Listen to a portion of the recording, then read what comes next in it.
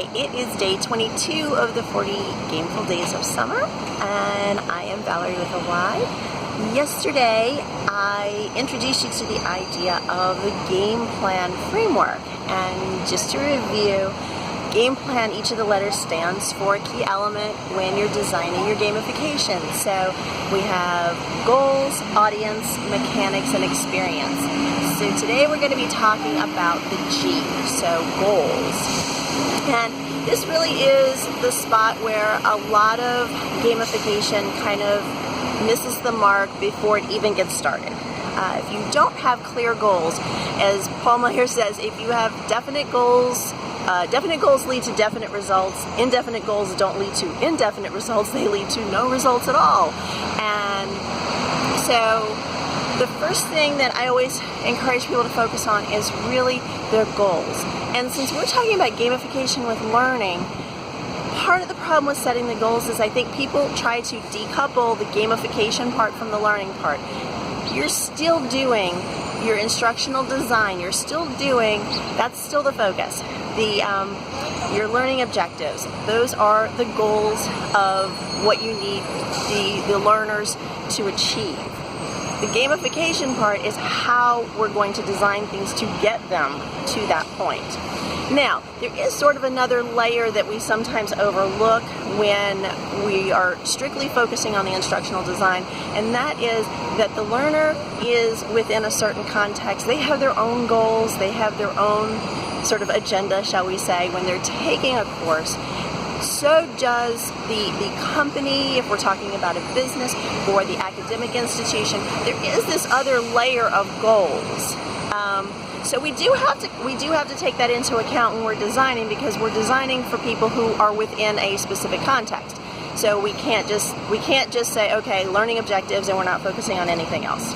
Okay, so the goals do get a little more complex. There are multi-layers to it, but just for today, to keep things short and simple so I don't keep you all day, we want to focus on goals in the sense of they need to be very specific. Just like your good learning objectives, we know about SMART goals. They need to be specific and measurable. If somebody comes to me and says they want to use gamification because they want to make their courses more fun, that's not a goal. That may be part of our plan. We want the learners to enjoy the experience. But if I set out saying that my goal is to make the course more fun, often that tells me that we really need to go back and look at the structure of the content and the relevance and all those things. So that's not a goal.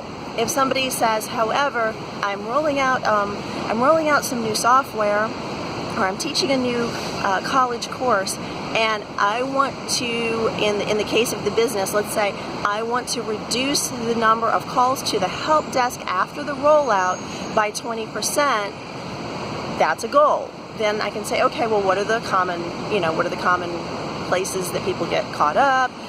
What do we need to focus on? What are our learning objectives? We can work with that. That's specific. That's something tangible and measurable that we can look at.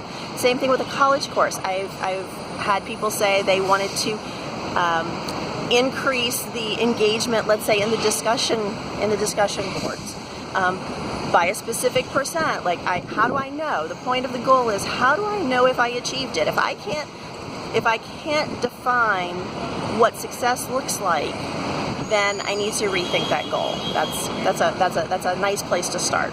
So we're beginning with the end in mind. What does success look like? What is the goal? What does the achievement of the goal look like? And then we can work backwards and we can figure out how to get somebody there. So that's a little bit long, but that's okay. That's our discussion of goals today. We'll be back tomorrow talking about audience. That's our A in the game plan. As always, if you have any questions, comments, if you'd like to share this information with others, please feel free to do so. And I will see you again next time. Bye.